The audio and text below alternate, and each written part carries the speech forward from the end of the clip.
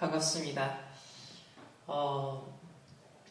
다들 우리 코로나19 사태로 다들 힘든 그런 상황이 계실 텐데, 이럴 때일수록 우리가 더 영적 서밋 타임 속으로 단을 쌓는 그런 시간으로 하나님께서 합력하여 선을 이루어가시는 그런 여정 속에 있음을 확신합니다. 귀한 자리에 부족한 종을 또 불러주셔서 심부름할 수 있도록 이렇게 기회를 주신 것 너무 감사를 드리고요. 사실 우리 다락방 전도운동, 저는 1992년도에 저희 부모님이 이 다락방 전도운동 1세대 전도자로 들어오시면서 초등학생 때부터 이 여정 속에 있었습니다.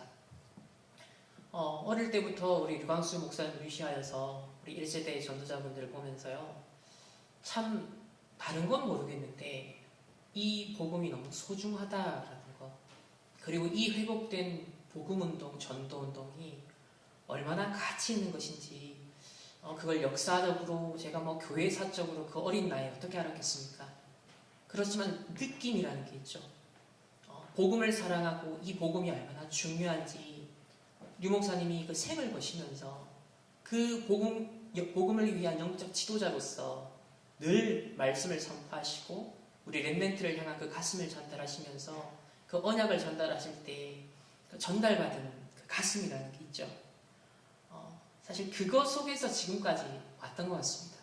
모든 메시지를 소화해서 정리를 잘해서 기억을 잘해서 적용을 잘 시켰다기보다는 이 복음의 본질이 너무 소중하고 지켜야 되며 이것을 우리 렘넌트들과 후대들에게 반드시 전달을 해줘야 된다. 이 일에 비록 부족하지만 작게나마 증인으로 하나님 서길 원합니다. 라는 그런 작은 기도가 렘넌트 시절 때부터 조금씩 좀 쌓였던 것 같습니다. 그런 가운데 하나님이 때가 되어서 이제 주의 종으로 또 우리 렘넌트 사역자로 섬길 수 있도록 인도를 해주셨고요. 그런 이 다락방 전도운동의 또 렘넌트 운동의 여정 속에서 사실 세계관이라는 오늘 이 주제, 또 국가관이라는 주제는 사실 좀 생소한 주제이기도 합니다. 불과 몇 년 전까지만 하더라도 류 목사님 메시지 속에서 세계관이라는 단어 자체가 들을 수 없었던 그런 용어죠. 이미 기독교 세계관이라 그래서 우리 이미 80년대 후반 90년대 한국 교계에서 또 선교단체에서 기독교 세계관 운동이라는 것이 한때 유행했었습니다. 과연 이 기독교인들이 정치 참여, 사회 참여, 현실 참여를 어떻게 해야 되지? 우리의 신앙을 지키면서 저 세속 경제, 사회, 문화, 정치 영역 속에서 어떻게 기독교인의 소명과 사명을 다할 수 있을까라는 사실 그 고민이 많았어요. 그래서 그때도 보수, 진보, 또 좌파, 우파의 그 치열한 이념 대결 속에서 교회 역시도 보수적인 기독교인이 있고 교회도 그런 자유주의 신앙, 또 진보주의적인 좌파적인 시각을 가지고서 사실 기독교인들이 많았죠. 그런 가운데 한때 그냥 유행으로 좀 지나갔던 기독교 세계관 운동이었는데 드디어 한 30여 년이 이렇게 지나는 동안 이 나라의 상황이 지금 우리 렘넌트들이 접하는 문화 콘텐츠들, 또 각종 교육 콘텐츠들, 또 우리나라에 대한 역사의식, 또 실제 돌아가고 있는 현장의 이 정치적 상황들, 이것이 또 다른 시간표를 맞이하고 있는 것 같습니다. 불과 5년 전까지만 하더라도 우리가 동성애, 페미니즘 이런 굉장한 민감한 주제에 대해서 그렇게 귀를 기울이지 않아도 사는데 아무 문제도 지장도 없었습니다. 지금도 마찬가지일 수 있겠죠. 그러나 제가 한 5년 전에 우리 렘넌트들을 가만히 보니까요, 대학가에서 다른 흐름이 일어나더라고요. 굉장히 정치적이고 이념적이고 사상적인 이 전쟁들이 보이지 않게 일어나더니 이제는 표면화되어서 노골적으로 이제 그 분위기와 흐름에 여론에 편승해서 타협하든지 아니면 무관심하든지 휩쓸려가든지 이런 상당히 중요한 기로에 우리 렘넌트에 놓여 있다는 걸 제가 보았습니다. 그래서 렘넌트로 자라나서 또 렘넌트를 섬기는 한 사역자로서 이 부분을 어떻게 도와주고 어떻게 방향을 제시해 줘야 될까, 그런 많은 기도와 고민 가운데 이 세계관이라는 단어가 보여지게 되었습니다.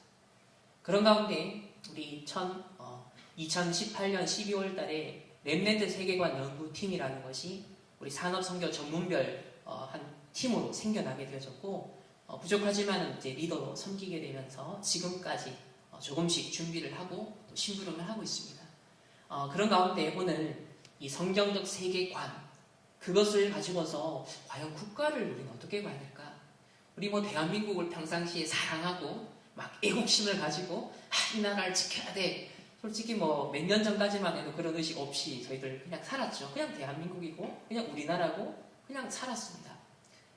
그런데 이 나라에 지금 많이 정치적으로 또 경제적으로 또 사상적으로 상 위태한 그런 흐름들이 지금 나타나고 있고 그렇다고 할 때 우리가 역사를 보고 성경을 보고 교회사를 볼 때 그리스도인들이 어떤 국가관을 가지느냐가 참 중요하다는 것을 보게 되었습니다. 그래서 어떤 면에서 우리 렘넌트들이 성경적 또 복음적 또 전도자의 관점에서 나라에 대한 국가에 대한 정치에 대한 이해를 한다는 것, 분별을 한다는 것은 지금 이 시점에 그리고 지금으로부터 앞으로 저와 여러분이 함께 살아가야 될 그 시간표를 봤을 때는 굉장히 중요할 수 있겠다라는 생각을 해봅니다. 로마서 12장 2절 말씀인데요. 다 같이 함께 한 목소리로 합독하겠습니다. 너희는 이 세대를 본받지 말고 오직 마음을 새롭게 함으로 변화를 받아 하나님의 선하시고 기뻐하시고 온전하신 뜻이 무엇인지 분별하도록 하라. 아멘. 지금은 더더욱 깨어서 저와 여러분이 영적 서밋의 상태 안에서 하나님의 기뻐하시고 선하시고 온전하신 뜻이 무엇인지를 분별하는 집중이 정말 중요한 것 같습니다.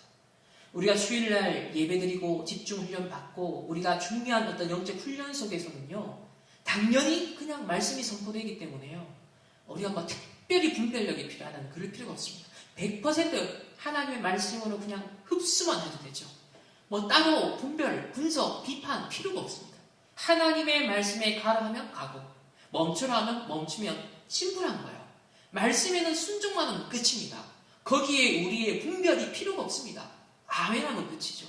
그러나 우리가 이제 이 예배당을 나서는 순간 말씀 받는 현장을 나눠서 사는 순간 가정으로부터 정치, 경제, 사회, 문화 각 모든 영역 특별히 우리 렘넌트는 문화적인 많은 콘텐츠들을 흡수하는 그 현장에는요 하나님의 기뻐하시고 온전하시고 선하신 뜻이 무엇인지를 분별하는 관점이 정말 중요한 시기입니다.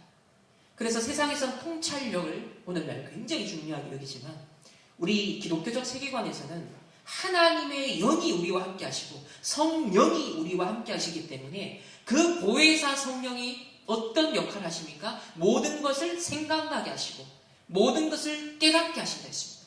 그렇다고 할 때 나의 지정의가 아니라 창세기 3장, 6장, 11장에 내가 주인된 내 생각, 내 감정, 내 의지가 아니라 내 안에 주인으로 계신 그 성령께서 하나님이 주시는 매주의 매일의 그 강단과 말씀을 가지고서 우리는 영적인 분별을 하는 것이 굉장히 중요한 그런 시대 속에 우리는 살아갑니다. 그래서 이 사진처럼요 언약 잡으면 다 잡은 겁니다. 가장 안전한 겁니다. 아무것도 문제가 되지 않습니다. 그러나 반대로 언약 놓치면 다 놓치는 겁니다. 그래서 저는 앞으로 우리 렘넌트들이 지금 살아갈 앞으로의 시대는 더더욱이나 오직 언약 잡는 여정이 필요하다. 어떤 면에서는 전에는 뭐 오직 그리스도 이렇게 안 나가서도 신분과 권세 별로 안 누리고 놓치면서도 살아가는데 그렇게 문제가 있지는 않았어요. 그러나 지금 이 시대는 정말 하나님이 저와 여러분에 주신 말씀, 우리에게 주신 신분과 권세와 배경 이걸 사실적으로 누리고 이거에 초점을 맞추어서 나의 관점을 열어가고 나의 분별력을 키워나가는 것은 너무나 당연하고 필연적이고 절대적인 시간표 속에 있다라고 저는 확신합니다. 그래서 세계관의 분별이 중요한 이유에 대해서 일반 기독교적 세계관을 다루는 학자들은 이렇게 정의를 내렸습니다. 저 역시도 공감을 하는데요. 한 사람의 삶의 방향을 결정하고 삶의 가치를 결정하게 되는 것이 세계관입니다. 마치 먼 바다에 항해를 떠나는 큰 선박과 같은 그 배의 방향을 결정하는 것은 바로 뭡니까? 키입니다. 아무리 큰 배도요. 그 방향을 결정하는 것은, 그 항로를 결정하는 것은 작은 키입니다. 그래서 내 취향을 결정하는 수준 정도가 아니라 내 인생 전체, 내 운명, 그 방향을 결정하는 운전대와 같은 것이 바로 세계관이 하는 중요한 역할이죠. 그렇다고 할 때 우리가 이 세상을 살아가는 데 있어서 뉴스를 보고 또 앞으로 선거도 하겠죠? 또 각종 문화 콘텐츠, 학교에서 교육도 받습니다. 또 하나님 없는 높아져 있는 바벨탑 지식과 많은 사상과 학문을 공부해야 됩니다. 자, 그 모든 것 속에서 방향을 결정하고 분별하게 하는 그것이 뭡니까? 세계관이에요. 그렇다고 할 때 나는 세계관 없는데요? 그런 사람은 아무도 없습니다. 정리가 된 세계관이 있든지 혼돈된 상황이 있든지 누구든지 자신의 생각이고 감정이고 의지가 있죠. 그게 종합적으로 기능하는 것이 세계관입니다. 따라서 우리가 살아온 세월만큼 무엇을 보고 듣고 읽었느냐, 무엇에 경험이 있고 집중했느냐가 그것이 고스란히 나의 뇌에 저장이 되고 그것이 나에게 뭐요? 세계관이라는 시스템으로 작동을 합니다. 우리 지난 2월 달에 초에 세계대학 수련회가 있었습니다. 그 세계대학 수련회 때 1강 메시지에서 아주 전도자께서 중요한 단어를 주셨습니다. 우리 대학생, 우리 랩런트들은 반드시 영적 서밋의 세계관을 가져야 된다 했습니다. 영적 서밋의 세계관은 무엇이냐? 세 가지를 말씀하셨습니다.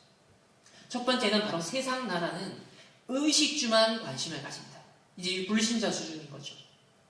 그러나 우리 랩런트는 어디를 해야 된다? 세상 나라에 흐르고 있는, 이면에 흐르고 있는 바로 영적인 사실, 사단의 나라가 어떻게 네피림화되어 가고 있는가, 어떻게 하나님의 영이 다 떠나고 완전 육신화 되어버렸던 창세기 6장의 그 네피림 현장처럼 되어가고 있는가. 큰 틀에서 보면 3단체라는 큰 틀이 있겠죠.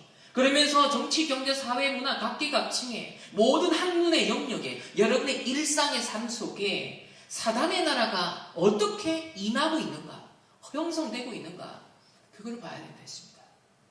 그리고 문제인식만으로 끝나면 안 되겠죠.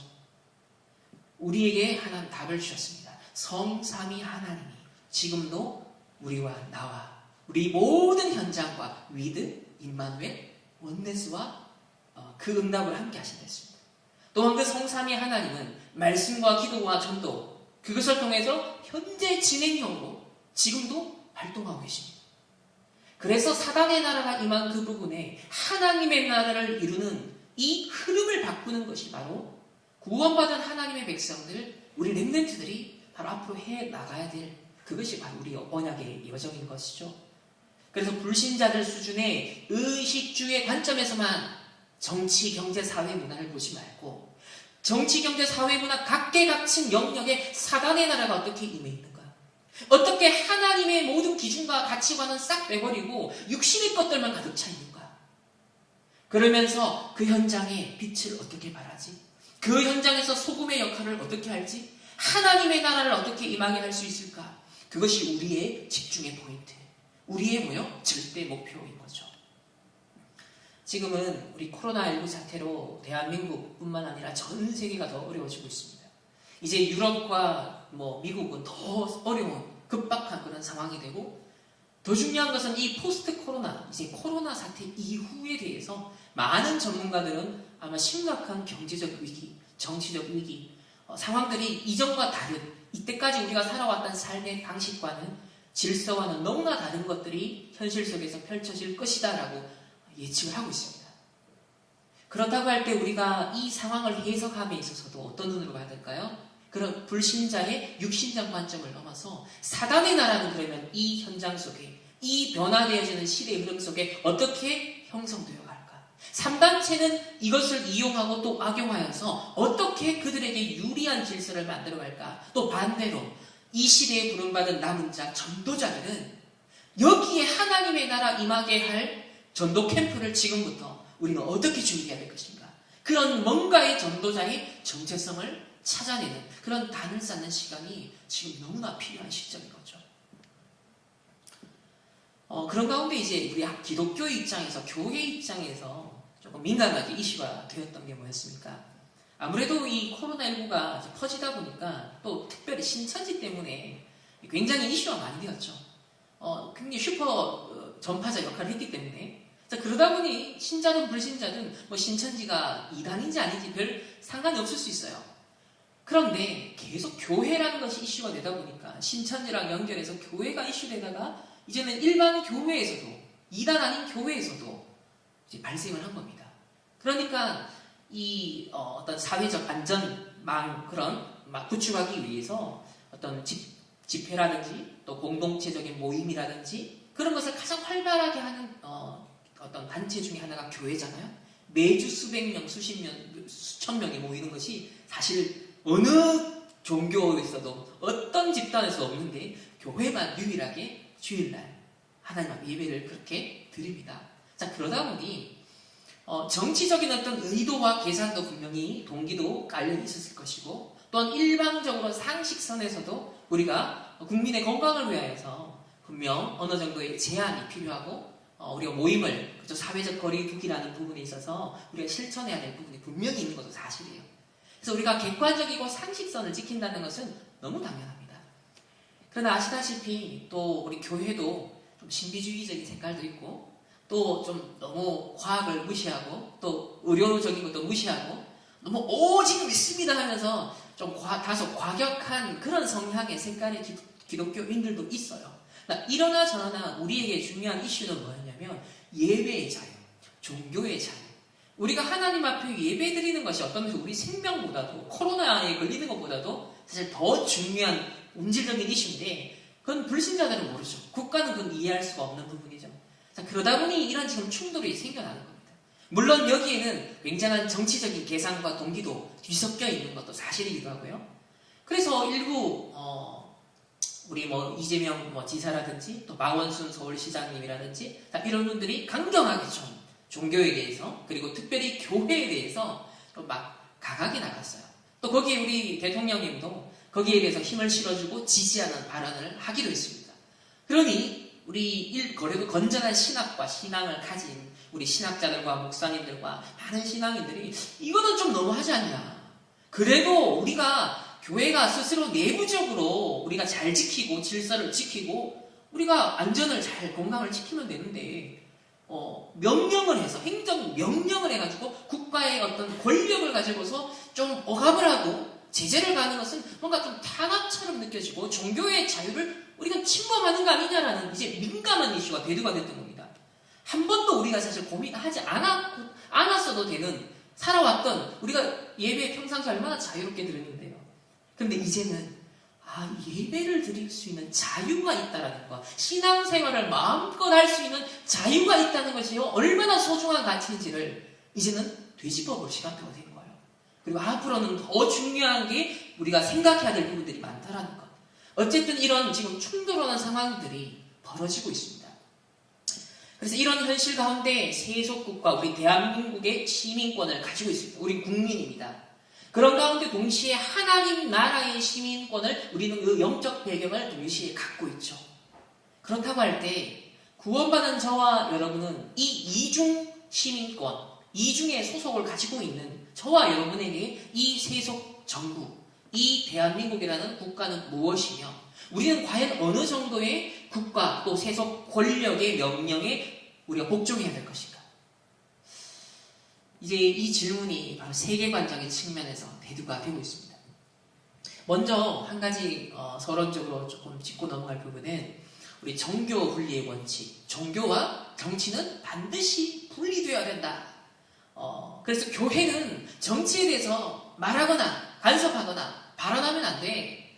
이런 상식이 알게 모르게 조금 잘못 오해되어서 많이 굳어져 있는 상황이에요. 물론 여기에는 교회사적인 역사적인 얘기들을 많이 해야 될 풀어야 될 내용들이 좀 많긴 합니다. 그러나 가장 기본적으로 조금 정리를 해보겠습니다. 교회에서 정치에 대해서 언급하는 것이 정교 분리 위반이라는 식으로 생각하는 오늘날 한국 교회의 잘못된 관행은 그것의 역사적인 맥락과 본질적인 의미와 전혀 무관하게 형성된 것입니다.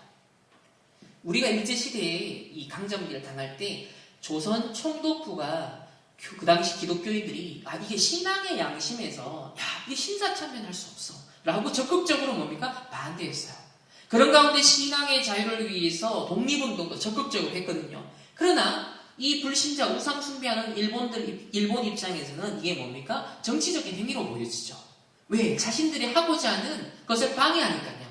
그래서 기독교는, 교회는, 종교는 정치에 간섭하지 마라는 입장을 가지고서 교회로 하여금 이 일제의 어떤 통치에 대해서 간섭하지 않도록 하기 위한 목적에서 정교 분리의 원칙을 거꾸로 해석해서 사실은 퍼뜨렸던 거예요. 그러나 이 정교 분리의 원칙, 우리나라에 전달되어 있는 법은 바로 미국의 헌법의 내용들이 상당수 우리 대한민국이 건국되면서 거기에 기초를 하고 있습니다. 그래서 분명 우리 대한민국뿐만 아니라 미국 헌법에 국교 분리, 정교 분리의 원칙이 명시가 되어 있는데 이 원칙의 본질은 뭐냐면 국가와 정치 권력으로부터 교회가 신앙의 자유를 누릴 수 있게 하는 동시에 강력하게 성경적 가치관, 세계관을 가지고 정치 영역에 적용하고 실행할 수 있도록 하기 위한 아주 위대한 정치적 교회사적 유산이었습니다. 즉 무슨 말이냐? 정치가 교회를 탄압한다든지 종교의 자유를 방해하지 않도록 하기 위한 장치가 바로 이 정교 분리의 원칙이었던 거예요. 여기는 교회사적으로 어느 정도 언급할 필요가 있는 것은 과거의 종교개혁 당시 그리고 종교개혁 그 이후에 청교도들이 그들의 이제 혁명을 할 때 조금 더 성경적이고 조금 더 개혁적인 신앙을 지키고 싶었던 거예요. 그런데 어떤 데는 보면 카톨릭이랑 반반 섞여 있고 이런 것에 저항하면서 더 성경적이고 더 종교개혁의 어떤 사상을 회복하고자 하는 그것을 두고 신앙의 자유를 놓고 치열하게 사실은 저항하고 싸우고 심지어는 그 핍박을 피해서 미국으로 건너가기도 했던 겁니다. 그러니까 종교의 자유가 허용되지 않았던 그 정치적인 상황 속에서 탄압을 받은 상황에서 우리가 마음껏 성경적인 가치의 사상에 충실한 이 복음에 충실한 신앙을 자유롭게 할 수 있도록 허용해라는 필요성이 너무 대두된 거죠. 그래서 바로 이 정교 분리, 국교 분리라는 원칙이 생긴 겁니다. 어느 하나의 종교나 특정 교파를 국교로 만들면 다른 나머지 예를 들면 신앙의 순수성을 지키지 않은 어떤 교파나 단체들이 이제 탄압을 받게 되어지는 거죠. 그래서 차별을 두지 말고 특정한 국교를 지지하지 말고 모든 종교가 모든 교회가 평등하게 종교생활 자유롭게 예배생활 할 수 있도록 보장하기 위해서 만든 원칙이 정교분리의 원칙이라는 거예요. 그러니까 방점이 어디에 찍혀있냐면 교회를 보호하는 게 방점이 찍힌 원리입니다.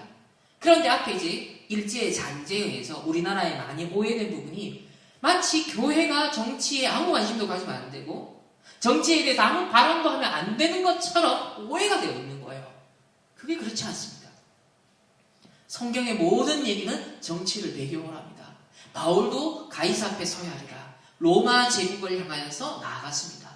결국 미국 선거 마지막 땅끝 그 현장의 정치 현장을 결국 복음화하는 것을 기도하고 계십니다. 우리는 이 말은 우리가 교회가 어떤 정당을 만들어가지고 정치와 결탁을 해서 뒤섞이는 이걸 말하는 게 아니에요. 올바른 성경적 세계관을 가지고서 올바른 성경적 세계관에 입각한 정치관과 국가관을 가지고서 성경적 가치와 사상을 실현할 수 있는 국가 정책과 국가의 어떤 행정이 될 수 있도록 우리가 심부름하는 데 있어서는 인재를 키워서 선교사로 파송도 할 수 있고 거기에 대해서 교회를 탄압한다든지 종교의 자유를 탄압하는 어떤 정책이 공식화되어서 진행이 된다면 거기에 대해서 정당한 합법적인 수단을 가지고서 교회는 올바른 목소리도 낼 수 있는 겁니다. 그렇기 때문에 이 정교분리의 원칙에 대해서 우리가 잘못 알고 있는 부분을 우리가 바르게 좀 인식할 필요가 있겠고요. 그래서 정부, 정치 권력이 교회에 절대로 간섭할 수 없고 교회 또한 정부에 의존하지 않는 완전한 독립적인 그런 종교의 자유를 보장한다라는 그런 의미가 정교분리 원칙 속에 담겨 있다는 겁니다. 그렇다면 우리가 정치에 침묵을 하고 눈을 돌리지 말라는 것이 아니라 더더욱이나 우리 렘넌트들은 정치 현장을 눈을 떠야 돼요. 그 정치는 저와 여러분의 우리의 생활, 경제, 우리의 삶, 직접적인 관계에 있는 것이 정치 현장입니다. 더더욱이나 우리가 마음껏 자유롭게 예배하고 전도하고 선교할 수 있고 237 하나를 향해서 우리가 마음껏 뻗어나갈 수 있도록 그 자유가 허용되는 체제라는 것은, 시스템이라는 것은 굉장히 중요합니다. 그러한 법이 지켜진다는 것은 굉장히 중요하죠. 만약에 이 대한민국이 중국처럼 북한처럼 공산주의 체제라면 우리가 237 시대에 마음껏 세계보고만 불가능하겠죠.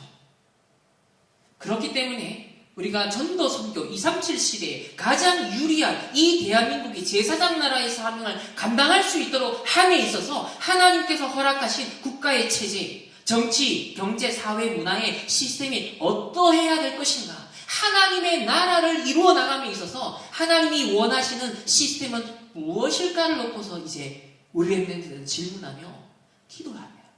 그러면서 준비를 해야 되는 우리는 시대를 살아가고 있어요.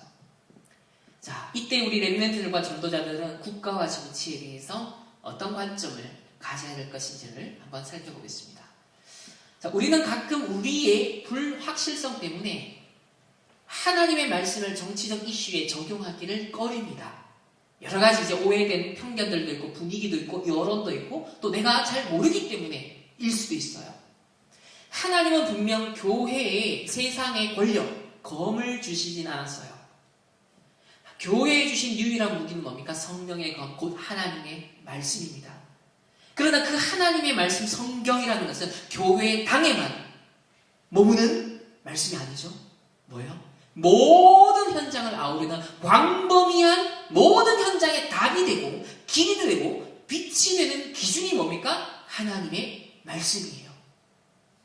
그래서 인간의 세상의 모든 측면을 포괄적으로 하나님의 말씀은 빛을 비추고 있기 때문에 너희는 먹든지 마시든지 무엇을 하든지 다 하나님의 영광을 위하여 하라는 이 말씀의 범주에 정치가 예외라고 절대 말할 수 없겠죠. 정치 현장 또한 하나님의 영광을 위하여 하나님의 나라를 세워가는 데 있어서 가장 하나님의 합당한 시스템을 두고서 우리 크리스천들은 기도하고 또 그 현장의 직접적인 주역으로 전문인으로 나아갈 수 있도록 그래서 총리가 있었죠. 우리 렘넌트들은 다수가 총리가 많아요. 다수가 정치 사실은 지도자들이 굉장히 많았습니다. 그래서 뭐니 해도 우리가 절대 기준은 하나님 말씀 성경이기 때문에 우리의 세계관을 형성하는 그 뿌리는 뭐다? 하나님의 말씀이어야 됩니다. 우리 흔히 기독교적 세계관을 아주 심플하게 딱 정리하면 이렇게 그림으로 표현이 됩니다. 사실 성경 이야기도 이 흐름으로 흘러가고 있고 우리의 역사 또한 이 흐름으로 흘러가고 있습니다. 간단하게 말씀드리면 우리 구원의 길 메시지도 떠올려 보시면요. 딱 그 흐름인데요. 하나님의 형상대로 인간을 창조하시고 우주 만물을 창조하셨어요. 하나님의 선하시고 아름다우신 창조의 계획이 있습니다. 그러나 아시다시피 창세기 3장에 언약을 놓치고 하나님의 말씀에 불순종하여서 하나님을 떠나버리는 창세기 3장 사건이 벌어집니다. 그로부터 시작된 12가지 문제가 파생되어서 오늘날 인류가 고통 가운데 신음하고 있습니다. 바로 저 타락 현장 속에 정치, 경제, 사회, 문화가 신음하고 있습니다. 그 속에서 하나님을 대적하여 높아진 사상과 이념이 각종 것들이 충돌하고 있는 현장이 바로 저 타락이라는 저 현장 속에 있습니다. 저와 여러분 개개인은 예수 그리스도로 말미암아 구원받은 구속된 하나님의 자녀가 되었습니다. 그리고 이제 구원받은 하나님의 자녀는 여전히 저 타락된 세상 현장에 발을 내딛고 살아가고 있죠. 하나님의 나라를 최종적으로 완성해 나가는 그 역사적인 완성의 시간표를 향하여 우리는 가고 있습니다. 이 속에 세계복음화가 있습니다. 이 속에 237 나라 시대가 있겠죠. 그러나 여전히 우리의 현실은 뭡니까? 12가지 문제가 치열하게 사단이 치열하게 사실은 괴계를 펼치고 있는 그런 현장이에요. 특별히 그의 심부름 노릇하는 3단체를 통하여서 각 시대마다 3단체라는 건 있었단 말이에요. 꼭 프리메이슨 뉴에이지뿐만 아니라 이름이 뭐가 되었든 간에 우상화되고 하나님을 대적하여 높아진 바벨탑, 그래서 네피림 운동했던 그런 시대 종교 어떤 엘리트 집단들은 늘 있어 왔어요. 그래서 이 창조, 타락, 구속, 완성이라는 기본적인 성경을 보고 세상을 보고 역사를 보는 이 눈, 구속사적인 역사관과 세계관을 우리는 가져야 됩니다. 성경과 세계사, 교회에서는 타락한 인간과 세상을 구속하여 종말론적인 완성을 향해 나아가는 바로 하나님의 구속사의 여정이요, 우리 개개인에게는 언약의 여정인 것이죠. 이 성경적 세계관을 여기서 중요하게 우리가 기억해야 될 단어가 바로 일관성 있게라는 거예요. 일관성이라는 단어입니다. 성경적 세계관은 일관성 있게 적용해 모든 현상을 해석하고 행동의 방향성을 찾아야 한다. 다시 말하면 교회에서의 우리가 갖고 있는 관점, 메시지 듣고 랩네트 대회 참석하고 막 수련회 때 우리가 열려지고 깨닫는 그 관점 따로 정치, 경제, 사회, 문화 이게 따로가 아니라는 거예요. 내가 하나님이 주시는 그 말씀이 기준이 되어서 그 말씀이 나의 세계관이 되어지고 구원의 길을 가지고 한 개인을 우리가 불신자 상태를 보고 한 개인을 해석하는 것처럼 그 틀을 가지고 국가도 보고 정치도 보고 사회도 보고 문화도 똑같이 일관성 있게 적용해서 봐야 된다는 거예요. 선거를 함에 있어서도 우리가 일관성 있게 이 기독교적 성경적 세계관을 가지고 적용해야 된다는 거예요. 나의 신앙 따로 내가 지지하는 이념과 정당과 사상이 따로가 아니라는 겁니다. 나의 정치적 견해는 자유고 레디비 내 마음대로 하고 이게 아니에요. 하나님의 자녀, 구원받은 하나님의 자녀는 하나님을 왕으로 모신 하나님의 백성입니다. 하나님이 왕으로 모셨다는 것은 내 삶의 모든 영역에 그분의 통치하심을 인정하고 적용하는 것을 말하죠. 정치, 경제, 사회, 문화도 예외가 아닌 일관성 있게 그분의 통치하심에 합당한 선택을 해야 되는 거예요. 그래서 정치의 영역도 절대 예외가 아니라는 것. 하나님의 왕되심을 우리는 묵상해야 됩니다. 자, 예수 그리스도께서 3년간 공생의 기간 동안 하나님 나라에 관해서 말씀하기 시작합니다. 그리고 그 하나님의 나라가 먼 미래에 이루어질 하나님의 나라가 아니라 현재적으로 이미 임했다라고 말씀합니다.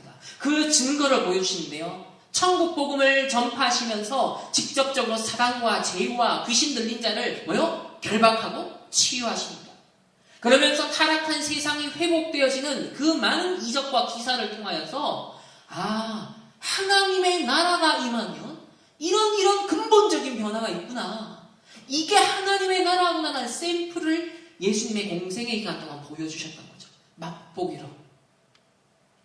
그래서 귀신을 쫓아내시고 병든 자를 고치시며 죽은 자들을 살리시는 예수 그리스도의 모든 사역은 실상 하나님 나라의 샘플이었다. 하나님의 나라에는 귀신이나 병이나 사망이 결코 왕노를 할 수 없음을 친히 보여주신 거예요. 자, 그러나 오늘날 아까 타락이라는 12가지 문제가 여전히 사단이 활동하고 있는 타락된 세상 현장, 거기에 지금 정치 시스템이 있단 말이에요. 그 현장에는 귀신과 사단과 질병과 부조리함과 불의함과 여러 가지 문제와 갈등이 충돌할 수밖에 없는 현장이에요. 그 한계를 명확하게 우리는 인식하고 인정을 해야 됩니다. 왜? 하나님 떠난 상태에 있는 흑암운동 공허의 각 개개인이, 각 사회가 모든 정치 영역에 스며들어 있거든요. 그래서 이 사단의 나라에 하나님의 나라를 임하도록, 그래서 정치 현장에도 저 청와대에도 하나님의 나라가 임하도록 하려면 어떻게 해야 될까? 이게 우리가 기도해야 될 부분인 거예요. 그러니까 정교 분리의 원칙이 아니라 우리는 더더욱이나 확실한 영적 선택, 확실한 전도자의 정체성을 가지고 저 사단의 나라를 하나님의 나라로 바꿀 수 있는, 세계복음화에 쓰임받을 수 있는 이 대한민국으로 하나님 세워 주옵소서. 우리는 더 기도해야 되는 거죠. 자, 예수님께서 그의 왕되심을 보여주시는 몇 가지 장면 중에 갈릴리 호수의 풍랑도 잠잠케 하시고 그 위로 걸어오셔서 두려워 떨던 제자들을 위로하십니다. 이것은 뭡니까? 사탄과 죄로 인한 세상의 혼돈과 공허와 흑암의 문제를 다 평정하시는, 광풍으로 풍랑치고 있는 그 갈릴리 호수를요 잠잠하게 만드시는 것처럼 오늘날 세속의 지금 뭡니까? 정치 영역, 사단과 죄로 인해서 혼돈과 공허와 흑암의 문제가요 날치고 있습니다. 그 현장을 평정하시고 다스리시는, 승리하신 바로 주인의 모습, 진정한 왕의 모습을 보여주셨던 장면이죠.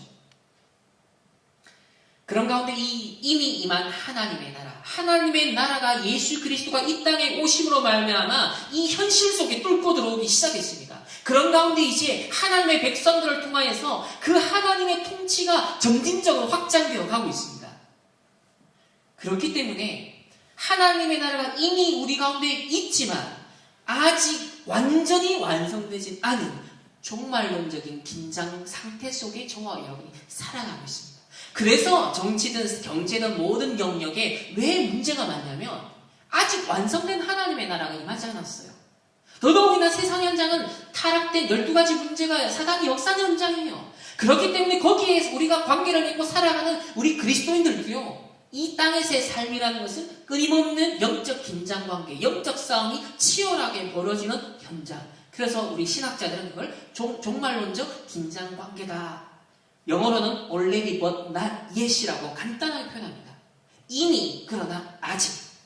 그리스도께서 뭡니까? 결정적으로 사단의 머리를 박살냈습니다. 그러나 뭐요? 사단이 아직도 여전히 활동하고 있습니다. 여전히 자신의 종말을 두려워하면서 극최후의 발악을 하고 있습니다. 어찌하든지 전도와 선교를 가로막고자 하겠죠. 이 개념을 설명했던 사람이 바로 오스카 쿨만이라는 신학자인데요. 그리스도와 시간이라는 그의 저서에서 예수님의 이 사역을 어디에 비유를 했냐면 2차 세계대전을 결정적으로 종결을 짓게 만들었던 노르망디 상륙작전에 비유를 합니다. 무엇이냐면 D-Day는 상륙작전이 개시되는 날이에요. 그리고 V-Day는 독일이 항복하여서 연합군이 최종적으로 승리한 깃발을 꽂는 날인 거예요. 그러니까 예수님이 십자가에서 결정적으로 사단의 머리를 박살냈지만 마지막 최후의 재림주로 오시는 그 하나님 나라를 완성하는 최후의 사단을 지옥에 가두는 그 완전한 승리를 사이에 두고서는 뭡니까? 긴장관계가 발생한다는 거예요. 그러니까 노르망디 상륙작전이 시작되는 순간은 사실 결정적인 승리는 확보가 된 거예요. 그러나 적을 소탕하는 과정이 반드시 필요하죠. 죄의 상징인 이 뱀의 머리가 그리스도의 십자가와 부활로 인해 부서졌지만 사단의 세력이 아직도 꿈틀거리며 역사하기에 우리 성도들은 이 땅에 살면서 계속 옛사람의 세력과 새 생명의 세력 간의 갈등을 경험할 수밖에 없습니다. 종말론적인 긴장관계. 그럼 이게 한 개인에게만 발생할까요? 아니죠. 우리 교회와 우리 사회, 교회와 국가, 이 관계성 속에서도 발생을 하는 겁니다. 그래서 현실 정치와 국가 문제, 이 창조 타락 구속 완성이라는 구속사적인 하나님의 이 역사 전개 속에서도 여전히 정치 영역의 종말론적인 긴장관계를 우리는 경험하고, 특별히 지금 코로나19를 통하여서 우리는 조금 더 이제 피부에 조금 더 와닿는 수준을 경험하는 거죠. 물론 이것이 과거에 진짜 교회를 탄압하고 핍박하고 물리적으로 막 목숨을 빼앗고, 자, 이런 교회사와 역사가 있었잖아요. 우리는 아직까지 그런 수준은 전혀 아니죠. 이번 주에 류 목사님도 표현하시기를 국가가 간섭한 거 아니다. 교회가 건강하도록, 시민들이 건강하도록 그렇게 하는 거지. 우리가 인터넷을 통해서 예배 드릴 수 있는 건데 그걸 너무 그렇게 생각하지 마라. 그렇게 간단하게 또 설명을 해주셨어요. 자, 그러면 성경적 세계관을 가지고서 창조 타락 구속 완성이라는 그 속에서 조금 더 좁혀서 국가라는 것을 어떻게 봐야 되냐? 일단 우리 성경에서 이스라엘 백성을 기준으로 한다면 바로 사울 왕이 세워진 그 장면이 공식적으로 이제 왕이라는 제도가 이스라엘에 도입이 됩니다. 물론 그 이전에 이스라엘을 둘러싼 강대국들, 제국들은 이미 왕의 제도가 실현되고 있었죠. 그들은 하나님을 왕으로 주인으로 모시지 않았기 때문에 우상을 기반으로 하여서 왕이 사실상 신의 역할을 했던 그런 시스템이었습니다. 자, 이스라엘 백성이 왕을 요구한 것은 근본적으로 하나님의 통치하신 왕 되심을 싫어하고 열방과 같이 되고자 했기 때문이다. 그러니까 그 당시에 열방들은요, 왕이라는 통치 시스템, 절대 권력자가 딱 있으니까 정치, 경제, 사회, 문화, 군대 움직이는데 효율성이 있는 거예요. 그러니까 뭡니까? 부강해지고 성장하고 땅도 넓어지고 많이 이렇게 경제적으로도 효율성 있게 탁탁탁 되는 거예요. 그런 주변 국가들을 보면서 이스라엘이 부러웠던 겁니다. 그게 육신의 눈을 갖고 판단을 한 거죠. 그래서 하나님의 통치를 버리고 인간 왕을 요구하는데, 이를 가리켜 하나님은 뭐라고 하냐면 나를 버리고 다른 신을 섬기는 것과 같다라고 하나님은 해석을 하십니다. 그래서 결국 사무엘을 통해 경고하시기를, 왕이 세워지면, 인간 왕이 세워지면 이런저런 부조리함과 개인의 자유가 제한될 것이며 경제적으로도 어려워질 것이고, 또 많은 이제 불의한 어떤 왕들이 세워지면 거기에 따른 고통도 감수해야 된다는 것을 어느 정도 타협선에서 허용을 하신 거죠. 자, 예수님 또한 로마 제국의 빌라도 앞에서 재판을 가지셨어요. 즉 세속국과 권력 앞에 하나님의 나라를 이 땅 가운데 임하게 하셨던 예수 그리스도조차도 사실은 이 세상의 나라의 법정 앞에 서셔야 했습니다. 이렇게 우리는 하나님 나라에 속한 자지만 동시에 세상의 제도와 법, 정치에 영향을 받는 사람이라는 거예요. 그렇다고 할 때 이 세속의 정치 제도, 법의 제도라는 것이 하나님의 나라를 이뤄나가는 방향으로 거기에 기능할 수 있도록 우리가 기도하고 거기에 영적섬이, 기능섬이, 문화섬이 정치 영역에서도 정말 에스더와 같이, 오바댜와 같이, 정말 다니엘과 같이 역할을 할 수 있는 그런 렘넌트들이, 우리 선교사들이 일어나야겠죠. 베드로는 인간이 모든 제도를 주를 위하여 순종하되 위에 있는 왕, 총독에게 뭐다 순종하라 라고 했습니다. 그러면서 바울은 각 권세들에게 복종하라. 모든 권세는 하나님께서 정하신 바라. 권세를 다 거스르는 자는 하나님의 명을 거름이라 라고 했습니다. 이 당시 지금 로마서는 어떤 배경이에요? 로마 제국, 로마 황제. 세속 권력자인데, 아니 우상 숭배하는 자인데, 엄청난 정복 전쟁을 하는 사람들인데 뭐라 그랬냐면 하나님께서 정하신 권세이기 때문에 복종하라라고 합니다. 즉 불신자 대통령, 다른 타 종교의 어떤 정치 지도가 세워져도 그 권력자를, 권세를 누가 세우셨다? 하나님의 주권 속에 하나님이 세우셨다는 것을 말씀합니다. 심지어는 뭐라고 표현하냐면 하나님의 사역자라고 표현되어 있어요. 그래서 하나님의 사역자가 되어서 너에게 선을 베푸는 자다. 그러나 네가 법을 지키지 않고 악을 행하면 두려워해야 된다. 왜? 권력을 갖고 법적으로 처벌할 수 있는 권세가 그에게 있기 때문에. 그래서 하나님의 사역자다. 이게 뭔 말이냐면 하나님이 지금 당장 나타나셔서 내가 하나님이다 하면서 처벌하고 재판하고 악을 갚고 죄를 심판하고 이렇게 안 하시는 겁니다. 일반 은총의 영역에서는요, 세속의 권력자들을 대리 통치자로 세우셔서 하나님의 정의, 하나님의 공의가 실현되는 데 있어서 이 일반 은총의 기능은 불신자든 신자든 하나님이 일반 권력자들을 사용하신다는 거예요. 그런 측면에서 하나님의 사역자다라고 표현합니다. 그러므로 복종하지 아니할 수 없느니 양심을 따라하고 또 조세를 정당하게 바치고 그들이 하나님의 일꾼이 되어 바로 이 일에 항상 힘쓰도록. 그렇다면 우리가 기도를 할 때 하나님의 일꾼으로, 하나님의 사역자로 하나님, 우리 대통령이, 우리 정치 지도자들이 올바르게 역할을 할 수 있도록 우리 국가를 위한 바른 기도 제목을 찾아야 되는 거죠. 혹 정말 그런 지도자가 없다, 영 거꾸로 그런 정책을 편다, 한을 품고 뭡니까? 우리 렘넌트들이 들어가야겠구나. 복음 가진 올바른 영적인 힘과 실력을 가진, 그러면서 지도자의 그릇을 갖춘, 그래서 동서남북 분열된 모든 것을 아울러서 살릴 수 있는 전도자의 가슴과 그릇을 갖춘 그런 지도자가 우리 다락방 가운데, 우리 렘넌트들 가운데 일어나게 하옵소서. 그런 올바른 기도 제목을 찾아내야 되는 거죠. 하나님은 모든 정사와 권세의 머리시다. 모든 권세를 세우기도 하시고 폐하기도 하신다. 그리스도인들이 모든 경건과 단정한 중에 고요하고 평안한 생활을 할 수 있도록, 이 말은 내가 잘 먹고 잘 살기 위해서가 아니죠. 마음껏 자유롭게 전도, 선교, 예배할 수 있는 그런 환경과 그런 어떤 제도와 상황이 형성될 수 있도록, 보장될 수 있도록 임금과 높은 지위에 있는 사람들을 위해 뭐하라? 기도하라. 여기서 우리 한 가지 좀 나눌 부분은 진보 정권이든 보수 정권이든 다 12가지 문제의 공통된 테두리 안에 있는 건 사실이죠. 그렇다고 할 때 우리가 하나님의 그때그때 필요에 따라서 하나님께서 분명 세속 권력자를 세우신다고 했어요. 그렇다고 하면 우리는 일단 세워진 그 권력자에 대해서는요, 하나님의 사역자요, 하나님이 세우신 자다라고 인정해야 됩니다. 우리는 그 주권을 믿어야 돼요. 그런 가운데 기도해야 됩니다. 하나님, 이 욕을 하는 것이 아니라 우리 믿는 자들을 통하여서 국가를 저주하고, 왜? 우리 입술에 복록을 누린다고 그랬거든요. 저와 여러분의 말의 혀에 권세가 있다 했습니다. 우리가 뭡니까? 저주하면 저주를 받는다니까요. 우리가 복을 빌면 복을 받는다니까요. 근데 그 복이 합당하지 않으면 그 복이 나에게 돌아온다 했습니다. 전도자가 해야 될 건 복을 비는 겁니다. 축복의 권세가 있거든요.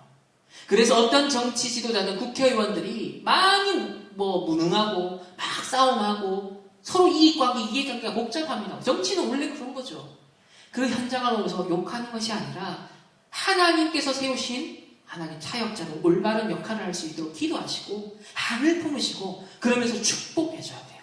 그러면 그것이 합당하지 않으면 나에게 돌아온다. 그래서 우리는 저주를 내뱉지 말고 축복해야 됩니다. 그리고 우리는 어떤 권세가 있습니까? 흑암을 꺾을 권세가 있습니다. 불신앙을 꺾을 권세가 있습니다. 사단의 나라를 결박하고 하나님의 나라를 이룰 수 있는 권세가 우리에게 주어져 있다는 거예요. 그렇다고 할 때 우리는 이 권세를 사용하는 것입니다. 저주와 욕설이 아니라. 그래서 국가의 권력은 하나님이 허락하셨고 하나님의 주권적 권위 안에 있기 때문에 국가는 교회와 근본적으로 적대적인 관계에 있지 않음을 분명히 우리는 인정할 수밖에 없죠. 그래서 국가는 본래 하나님의 의도하셨던 창조 질서 속에서 세워졌던 것은 아니죠. 인간의 요구 속에서 우상 숭배를 탐하면서 생겨난 제도이지만 죄로 인하여 생겨난 제도임에도 불구하고 하나님이 허용하셔서 오늘날 일반 은총의 사회 질서를 유지하는 데 있어서 국가의 권력과 공권력을 하나님이 정당하게 허락하셨다는 것. 이게 가장 어떤 기준에 우리 이제 국가관으로서 정치 현장 세속 권력자에 대해서 성경이 가르치고 있는 바입니다. 자, 그러면 이런 성경이 가르치는 실제 국가관 어떤 정치관이 과거 우리 종교개혁자들은 사실은 이 중세 말기라는 것은 정치와 종교가 분리되지 않고 하나로 합쳐져 있었던 시대잖아요. 이 중세 카톨릭은 사실상 세속 권력까지도 넘보았던 그 정도의 힘이 있었던, 그러니까 뒤섞여 있었죠. 그런 시대에 이 종교의 자유, 신앙의 자유를 놓고 치열하게 어떤 면에서는 싸우고 정말 도피도 하고 도망도 하고 막 그랬단 말이에요. 이 개혁주의자들의 국가관을 우리가 조금 참고할 필요가 있을 것 같습니다. 자, 존 칼빈은 기독교 강요 제20장 세상 정부를 다룹니다. 여기에 보면 세상 정치와 영적 정치의 관련성, 세상 정치의 필요성, 하나님의 제가와 관원의 의무, 또 세상 정부에 대한 그리스도인의 의무 등을 자세히 굉장히 길게 설명합니다. 그러면서 국가와 교회 관계에 대해서 서로 대립되지 않는다. 앞에서 말한 성경에서 말하는 그 관점을 그대로 수용을 하고 있습니다. 그러면서도 교회가 국가를 지배하는 그런 중세시대와 같은 카톨릭의 관점을 거부하면서 그리스도인은 하늘나라의 시민으로서 영적 세계에 소속된 것과 동시에 이 세속나라의 국민으로서 세상에 살기 때문에 우리가 책임과 의무를 다하면서 국가 권위에 순종하며 협조해야 됨을 밝히고 있습니다. 동시에 집권자들은 하나님의 대리자로서 자신의 직무에 충실해야 되며 집권자는 단순한 공직자가 아니라 하나님의 의를 실현하는 것을 돕는 자가 되어야 함을 말하고 있습니다. 직접 인용인데요. 자, 세상 정부는 하나님께 대한 외적인 예배를 귀히 여기고 보호하며 경건에 필요한 건전한 교리와 교회의 입장을 변호하고 우리의 삶을 사람들의 사회에 적응시키며 또 우리로 하여금 공공의 정의에 대한 사회적 행동을 형성하게 하며 우리들 서로 화해시키고 일반적 평화와 고요함을 진작시켜야 된다라고 말합니다. 즉 세상 정부 일반 지도자들이 어쨌든 간에 종교의 자유, 예배의 자유, 침범하면 안 된다라는 것을 명심하면서 하나님의 사역자로서 올바른 정의와 공의가 실현되도록 하는 그런 선한 지도자의 상을 그리고 있습니다. 또 아브라함 카이퍼라는 아주 유명한 네덜란드의 신학자이면서 실제 수상이었다. 그는 뭐라고 그랬냐면요. 우리 인간 존재의 전 영역에서 모두의 주되신 그리스도께서 내 것 아니다라고 외치는 땅은 단 한 평도 없다라는 아주 유명한 말입니다. 그래서 모든 영역은 하나님의 주권 하에 있다.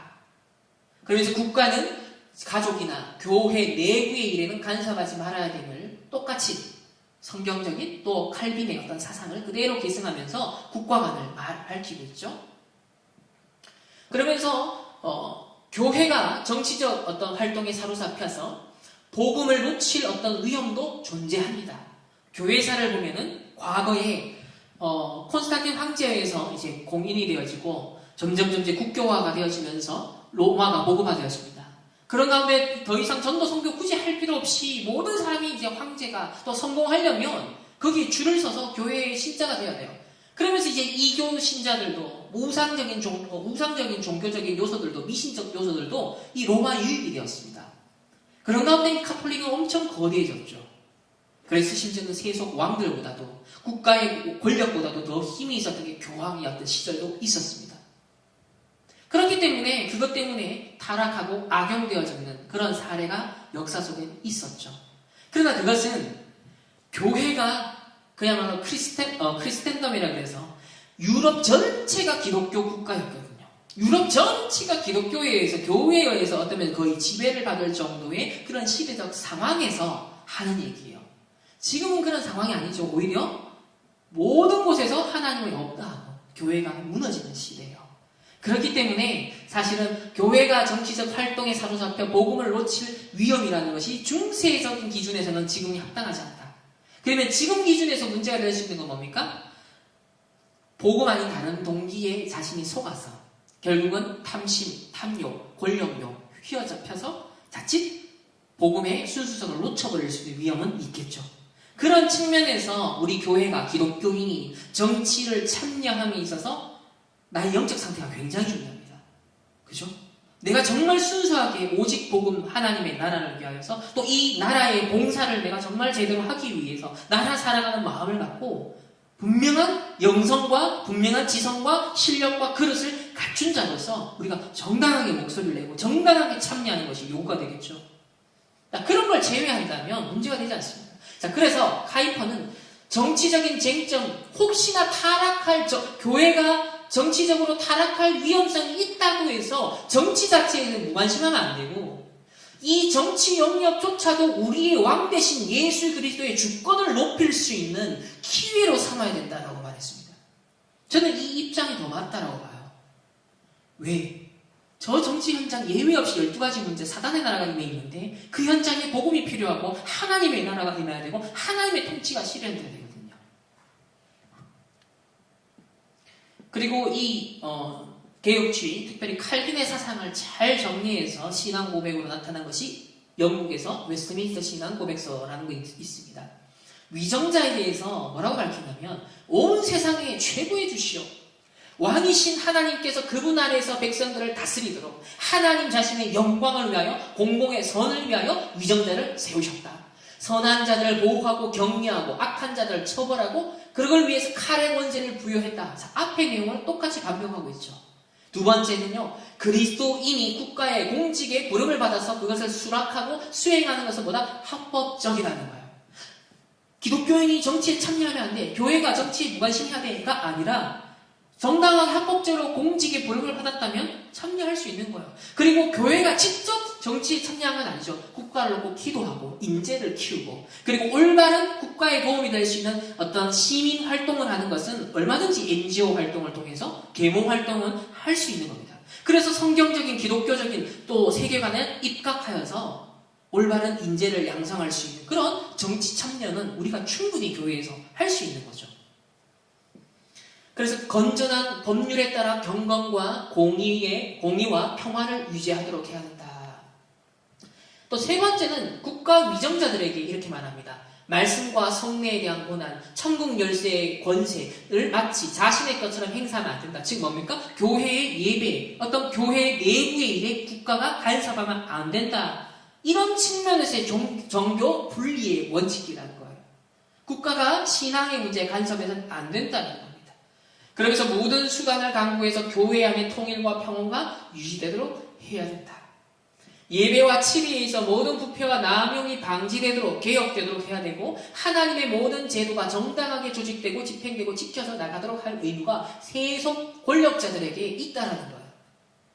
그러면서 우리 성도들의 역할은 뭡니까? 지도자들을 위해 기도하고 그들의 인격을 존중하고 공물과 기타 세금을 성실하게 정당하게 합법적으로 잘 지불하며 그들의 합법적 명령에 순종하며 양심을 위하여 그들의 권위에 복종하는 것은 백성의 의무다. 불신앙이나 종교의 차이가 있어도 위정자의 정당한 합법적 권위는 헛되지 않으며 백성은 마땅히 순종해야 한다. 그래서 올해 초에 유 목사님이 우리 다락방 전체 조직을 개편하면서 이 경제적으로 돈에 있어서 굉장히 투명하게 일관성 있게 시스템을 딱 구축하는 개혁을 단행하셨죠. 그런 가운데 국가의 감사를 먼저 우리가 받겠다 요청을 했습니다. 이런 기독교 단체가 없다는 거예요. 저는 이 코로나19 이후로 지금 신천지 때문에라도 앞으로 대대적으로 교회를 공격하고 어떤 면에서는 어렵게 만드는 세속 권력자들의 흐름이 있을 건데 이제 많이 문제가 터질 겁니다. 근데 하나님이 전도자의 생각과 마음을 지키시고 미리 인도하셔서 기가 막히게 다 준비하고 대비하게 하시더라고요. 이런 거 보면요, 이 개혁자들의 신앙 어떤 국가관이나 우리 전도자 류광수 목사님이 국가에 대해서 그게 좌파든 우파든 간에 그걸 초월해서 전도자로서 하나님의 주권을 믿고 나는 전도자의 길을 가기 때문에 거기에 합법적으로 합당하게 우리 교회가 우리 단체가 이렇게 활동하겠다는 것에 대해서 딱 순종을 하시더라고요. 자, 그런데 이제 이슈가 되고 문제가 되는 건 앞으로입니다. 만약 국가 위정자가 하나님의 명령을 지키지 않고 오히려 더 적극적으로, 더 노골적으로, 혹은 또 우회적으로 교회를 억압하고 탄압하고 종교의 자유를 침해한다면, 그리고 오직 복음을 강조하는 데 있어서 그게 앞으로 차별금지법이라는 그 형태로서 억압하고 억누를 수 있는 그런 장치가 생겨난다면 우리는 어떻게 이제 처신을 해야 될까요? 여기서 이제 올바른 성경적 세계관과 국가관이 필요해지는 겁니다. 그리고 종교개혁자들의 그 국가관이 굉장히 우리에게도 하나의 정확한 이 시대, 그 시대와 이 시대가 역사적 맥락이 다르기 때문에 우리가 그대로 엄격하게 적용할 수는 없지만 참고할 수 있는 하나의 발판은 되죠. 자, 그러면 이 종교개혁자들이 그들의 교회사적, 역사적 발차기 속에 발전시킨 개념이 있습니다. 그게 뭐냐? 바로 불복종과 저항권이에요. 이 말을 나가서 막 데모하고 막 촛불 들고 막 나가서 우리 기독교인들이 이 폭력의 수단을 써야 그 말은 아니에요. 그리스도인은 권세자들에게 어느 정도까지 순종해야 되며 순종의 기준은 무엇인가? 국가 권력의 한계를 일단 인식해야 됩니다. 매우 주의해야 될 것은 모든 권세자가 하나님으로부터 세워졌다고 해서 그들의 일반적인 명령들까지도 하나님의 명령이라고 생각해서는 안 된다는 거예요. 그들의 권위와 권세를 하나님이 인정하시고 세우신 건 하나님이시지만 그들이 일상에서 수행하는 행정명령이라든지 국가의 공공령 동원이라든지 이런 것들은 그들이 창세기 3장, 6장, 11장과 결부되어서 얼마든지 타락되고 왜곡된 심지어 사단의 심부름을 할 수 있다는 거죠.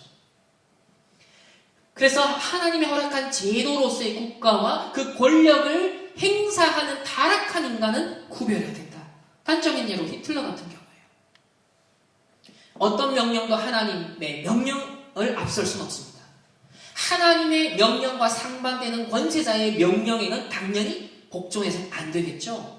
정부나 권세자의 명령에 순종해야 한다는 말씀에 그 전제가 있습니다. 뭡니까? 주 안에서 우리는 순종해야 됩니다. 그래서 말씀에 비추어서 성경적 세계관에 비추어서 우리는 순종을 하는 것이죠. 그러면 불복종한 예들을 한번 볼까요? 요게벳이 애국왕 바로가 시행했던 히브리 남자아이를 다 죽여라라는 그 살해 정책에 불복종했습니다. 만약에 이걸 순종했으면 어떻게 할까요? 큰일 나겠죠. 그래서 이건요, 더 중요한 하나님 나라를 이루기 위한 하나님의 언약의 여정의 목표를 두고서 더 근본적인 선택을 한 겁니다.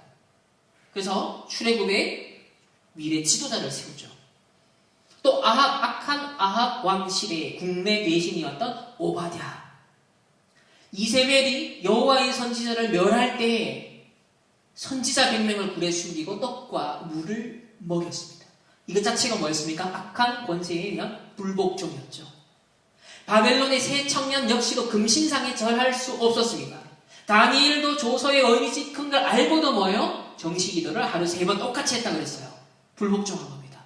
자, 이런 우리의 근본적인 본질적인 신앙의 양심의 위배가 되는 상황 앞에서는 우리는 타협하면 안 돼요. 우리가 객관성도 있어야 되고 합리성도 있어야 되고 또 우리 의학적인 지식, 상식성 우리 잘 지켜야 됩니다. 그러나 전도자께서 부탁하시죠. 우리 렘넌트들이 진리 앞에서 복음의 본질 앞에서는 생을 걸 수 있어야 된다. 우리 주기철 목사님과 손양원 목사님 바로 그 길을 걸어가셨습니다.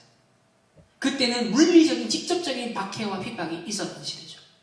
우상숭배에 굴하지 않고 기독교를 탄압하며 복음을 거부했던 공산주의라는 이념 앞에 신앙을 포기할 수 없었던 우리 한국 교회가 낳은 시대적인 증인들입니다.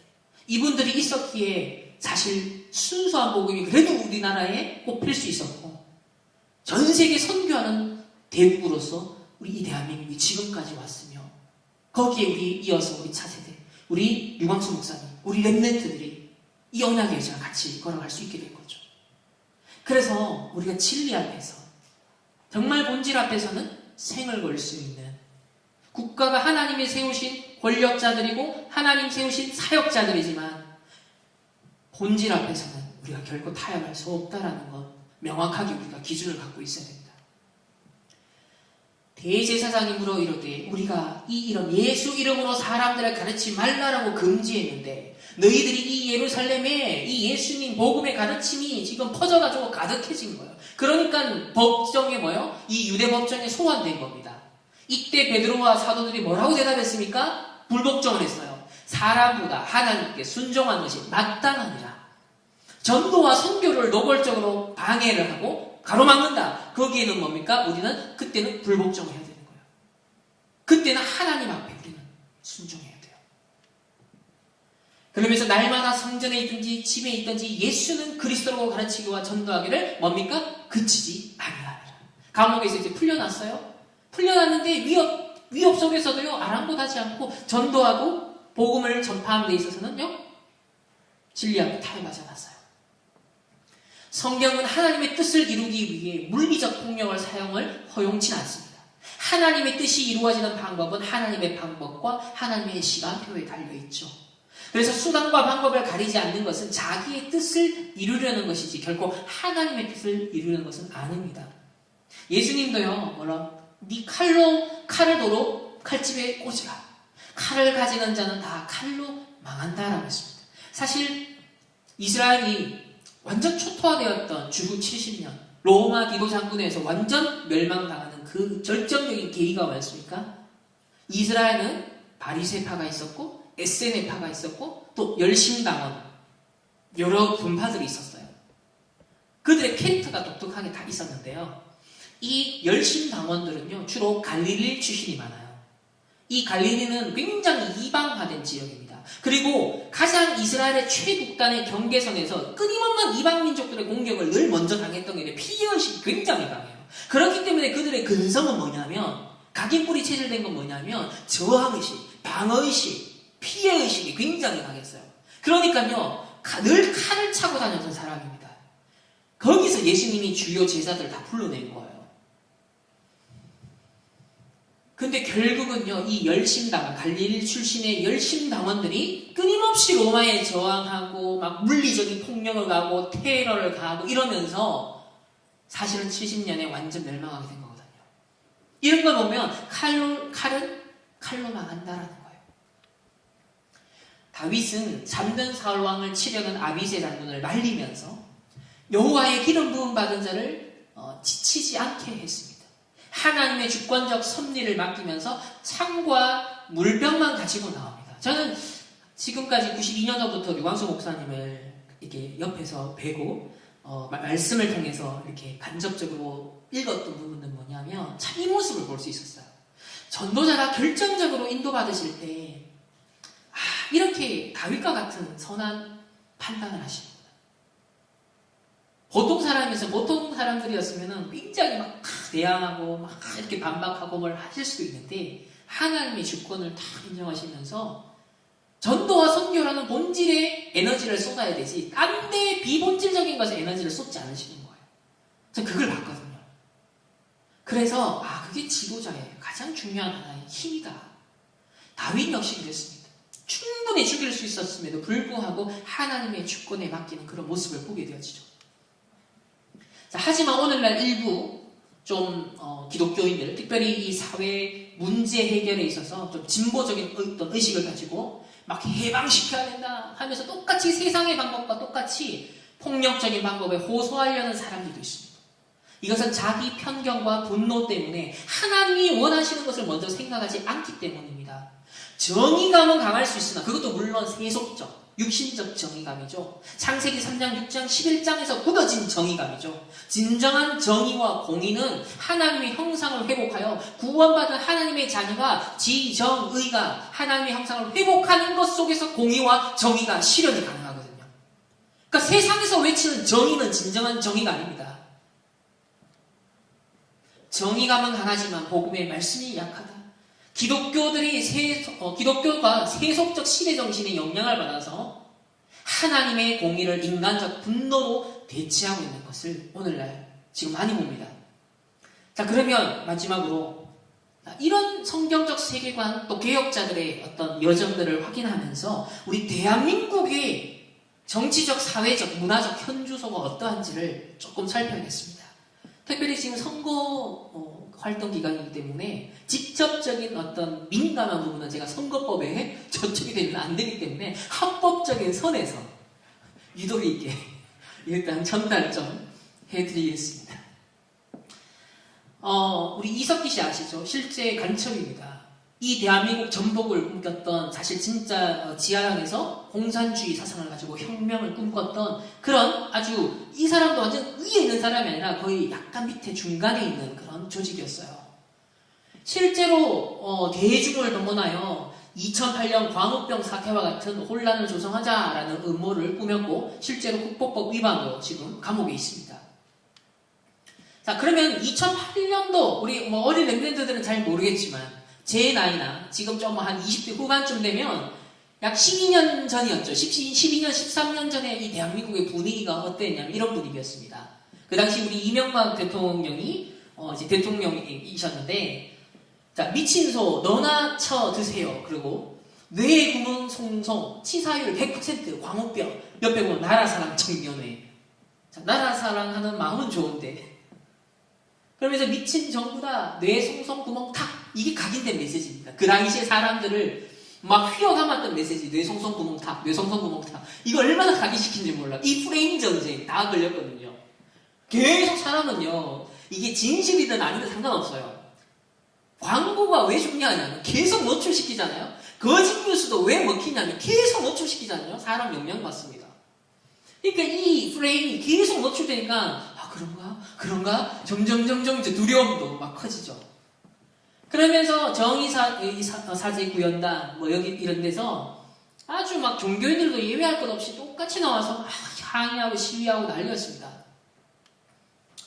그런 가운데 아주 유명한 웹툰 작가였던 강풀씨 미친 소 릴레이라는 시리즈를 시작합니다. 이게 뭐냐?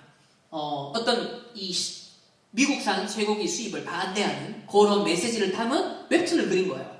그리고 시작을 하니까 강풀을 시작으로 다른 작가들 동참해서 누리꾼이 자발적으로 만화 2만 건을 생성한 거예요. 2만 건. 얼마나 많은 패러디가 있었는지 몰라요. 우리로 말하면 재해석, 재조경, 재창조를 한 겁니다. 그럼 어떤 내용이냐면 강풀이 첫 번째로 만든 작품이 이거네요. 엄마 말 잘 들어. 오늘부터 절대로 학교 급식에 소고기 나오면 먹으면 안 돼. 장조림, 소고기, 국, 하여간 무슨 반찬이건 소고기는 안 돼. 엄마 말 잘 듣고 있지? 그 소고기가 이번에 들어온 미국산 소고기일지도 모른단 말이야. 절대로 소고기 반찬은 안 돼. 햄버거도 안 돼. 우리 애기 도시락 한우라고 속에서 파는 사람도 있을지 몰라서 고기는 아예 안 넣고 이렇게 엄마가 직접 만들어줘야 안심이지. 간이 좀 안 맞나? 그러면서 조미료를 툭툭 뿌려요. 자, 조미료가 막 떨어집니다. 근데 그 조미료가 이제 미국산 광우병이에요. 미국산 미친 소인 거죠. 그 미국산 소고기 들어와도 안 먹으면 된다고 생각하십니까? 소고기가 원료로 들어가는 물질은 셀 수 없이 이만큼 다양합니다. 미국산 소고기 들어와도 정말 안 먹으면 된다고 생각하십니까? 이게 뭐였냐면 그 당시에 중도에 있었던 사람들. 그냥 나는 안 먹으면 됐지. 내가 안 사 먹으면 됐지라고 그냥 안일하게 중도에 있는 사람들을 끌어들이는 프레임을 만든 거예요. 두 번째, 소고기를 먹고 내가 왜 이러지? 탁 칩니다. 코피 팍 터져요. 그리고 사람들이 종말을 맞았다. 다 내 구멍이 돌려가지고 뭐가 됐다? 좀비가 됐다는 얘기예요.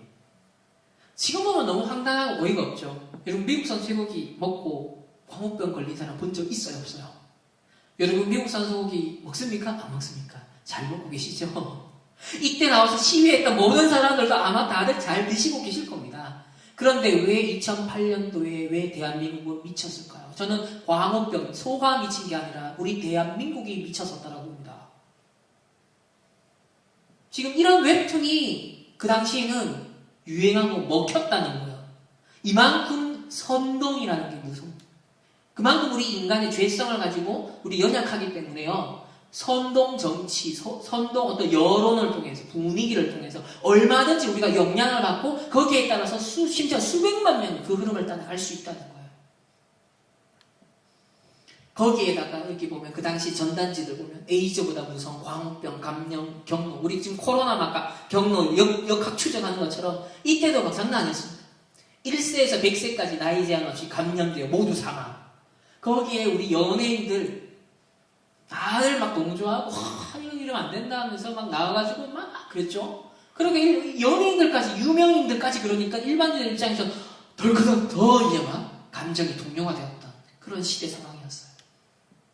그러니까 우리 보세요. 저 아직 15년밖에 못 살았어요. 미국산 소고기 지금 잘 먹고 있는데 그때는 미국산 소고기 한번 먹으면 죽는 줄 알았다니까요. 뭐 그런 뭔가 공포가 막 조성이 됐다니까요. 지금 우리나라의 정치적, 사회적 토대가요. 얼마든지 이런 것에 의해서 사람들이 선동될 수 있는 상태라는 겁니다. 우리 영적 상태가 중요한 것처럼 정치를 합리적이고 아주 객관적이면서 균형 있게 뭔가 판단할 수 있는 상태에 있는 사람이 많이 없다는 거예요. 좌든 우든. 그래서 감정이 격해지고 뭔가의 정치적 동기와 야망과 그리고 선동하는 여러 가지 것들이 맞물려서 얼마든지 이 정치라는 것이 위협해질 수 있다는 겁니다. 오늘날 스마트폰 미디어가 퍼져서 그 미디어를 통로로 해서 무슨 컨텐츠를 흘려보느냐에 따라서 얼마든지 각인전쟁을 할 수 있다는 거죠. 그 연장선상에서 과거에 저런 시위했던 사람들 오늘날 이슈가 어디로 가고 있습니까? 차별금지법으로 가고 있습니다. 사실 광우병 사태 때도 일반 시민들이 그냥 분위기가 그러니까 따라갔던 건데 그걸 선동하고 기획하고 만들어갔던 사람들 굉장히 이념운동한 사람들이 있거든요.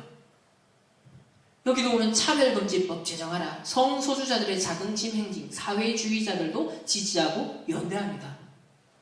우리 대한민국입니다. 자유민주주의라는 체제 하에 우리 대한민국은 있습니다. 그러나 이 속에서도 우리가 자유를 이념에 또 발언에 사상에 자유가 허용되니까 사회주의자 심지어 나는 공산주의를 지지합니다라는 사람까지도 이제 탄압을 안 받아요. 마르크스 사상 옛날에는 밑에서 숨어서 80년대 90년대 공부하셨던 분들이 지금은 학교에서 아무렇지도 않게 그냥 고등학생 때도 굉장히 휴머니즘적인 이미지를 가지고서 설명이 되고 있습니다. 그러니까 이게 나라냐 하면서 차별금지법 제정에 대한 목소리를 계속 높이고요. 특별히 이 군인권센터 소장으로 있는 임태훈 씨, 물론 게이죠. 군대를 안 갔어요. 근데 군인권센터 소장을 합니다. 차별금지법 제정 목소리를 높입니다. 그리고 군대 내에서 동성애를 허용하라. 이 군형법 92조 6항이 군대 내에서 어떤 동성관계를 못 맺도록 그걸 방지하기 위한 목적의 법이 있어요. 근데 이걸 없애라는 거예요. 이게 없어지면 어떻게 될 것 같습니까? 아직 군대 안 간 우리 남자 멘트들 기도하십시오. 이거 없어지면 안 돼요. 그러나 이제 이번 총선이 어떻게 되느냐에 따라 차별금지법 통과 그리고 이제 앞으로 군형법 92조 6항 같은 이런 것 조항들이 삭제가 되면 어떻게 될 것 같습니까? 그야말로 네피림 시대에 오는 겁니다. 그 연장선상에서 또 이슈가 억압받았던 차별받았던 상대적으로 남자들 가부장적인 질서 속에 남성 중심의 역사 속에서 상대적으로 을의 위치에 있었던 우리 대다수의 여성들 특히 우리 위에 어머니 세대들 할머니 세대들 여기에 어떤 아픔과 슬픔을 어떤 면에서 기름으로 삼아서 지금 불을 어떻게 지피고 있냐면, 페미니즘이라는 사상으로 정당화합니다. 그래서 낙태죄 폐지, 여성의 낙태 결정을 보장해라. 난 미래의 자궁이 아니다. 페미니즘이 아주 이제 진지전을 잘 펼치고 있죠. 이제는 완전 제자사역 잘합니다. 미션은 다 합니다. 그들의 전도학교 다 있습니다. 우리로 말하면 이제 20가지 전략을 다 펼치고 있어요. 다 파고들었습니다. 지금은 캠프하는 단계, 이제. 5기초 시스템 다 깔고, 제자 다 준비하고, 이제 막 빵빵빵 작품으로 막 캠프하는 단계라니까요. 이제 열매를 막 맺고 있는 그런 단계예요. 이게 하루아침 된 게 아니에요. 제가 대학을 다니고 있었던 그 시절에도요, 페미니즘 사상 계속 흘러왔었어요. 근데 그때는요, 뭐, 사회주의, 공산주의, 마르크스 사상에 대해서 그 공감을 하고 굉장히 따라갔던 어느 엘리트층들은 그때도 있었어요. 그때는 이면에 흐르고 있었던 약간 소수 집단이었거든요. 그런데 지금 불과 한 10년 사이에 이게 반전이 많이 됐습니다. 세대가 교체가 되면서 과거의 어떤 그런 사상에 뭔가의 어떤 감흥을 느끼고 동조를 하고 거기 이게 맞아 라고 생각했던 사람들이 사회 지도층이 많이 되는 순간부터 일시의 흐름이 바뀌기 시작해요. 그래서 이제는 초등학생, 어린이들도 페미니즘 사상으로 무장되도록 작품이 나오고 있다니까요. 이제 성교육도 외부에서 많이 실시를 하는데 그 위탁하는 기관 대체적으로 바로 이런 사상을 가지고 있는 사람들이 만든 성교육기관이 굉장히 많습니다. 그래서 이런 걸 잘 분별할 수 있는 눈이 필요해요. 결국 이 페미니즘 운동을 통해서도 하고자 하는 것은 정치 세력화입니다.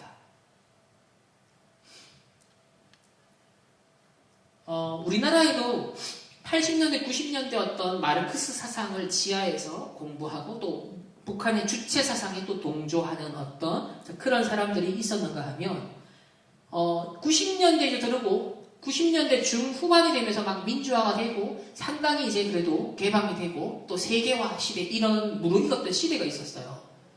그러면서 이제 뭐 2년 되면 끝났다. 뭐 소련도 무너지고 북한도 완전 가난해지고 자 이런 상황에서 이제는 진보적인 어떤 마르크스 사상을 추종하는 그건 옛날 거지. 다 지나간 무슨 요즘 시대에 공산주의가 어딨냐라고 우리 어른들 얘기를 좀 하시는 분이 있어요. 그러나 공산주의라는 단어를 안 써도요. 마르크스주의, 막시즘, 신좌파 사상 여러 가지 형태로 표현되어서 나타나고 있습니다. 동일한 흐름이. 오히려 더 세련되게, 오히려 더 친밀하게 파고들고 있어요. 문화적으로. 그래서 경제학, 심리학, 역사, 예술 각 모든 영역에 이제는 뭐가 스며들었냐면 마르크스 사상이 스며들었습니다. 과거에는 경제 영역에서만 불평등을 볼 때 마르크스 사상이 뭔가 대안이다 이렇게 접근을 했다면 이제는 모든 영역에서 어떤 억압받고 소외받고 야 이거 해방시켜야 돼 틀을 깨야 돼 라는 것이 공감대가 이미 엘리트층에 상당히 형성되어 있고 이게 이제는 교육이 많이 되고 있습니다.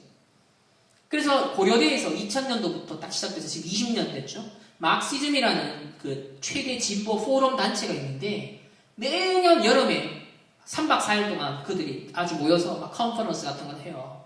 여기서 보면 아주 적극적으로 성소수자 차별의 원인과 해방의 정치. 그러니까 어떤 억압받고 그래서 여성이든 성소수자는 어떤 뭐 난민이든 이게 뭐냐면 을에 위치해 있는 사람들 있죠. 다 어려움을 느낀 사람들. 뭔가 상처가 있고 뭔가 기존에 이거 좀 해결됐으면 좋겠어라는 뭔가를 느끼고 있는 갈증을 갖고 있는 사람들을 결집시키는 그런 전략이 있습니다. 그걸 통해서 진지전을 펼쳐나가는 건데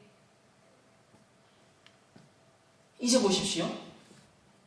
뭐 80년, 90년대는 만약에 제껴들어도 2000년대 제가 대학을 다닐 그 당시에 저도 국제 정치를 전공을 했었습니다.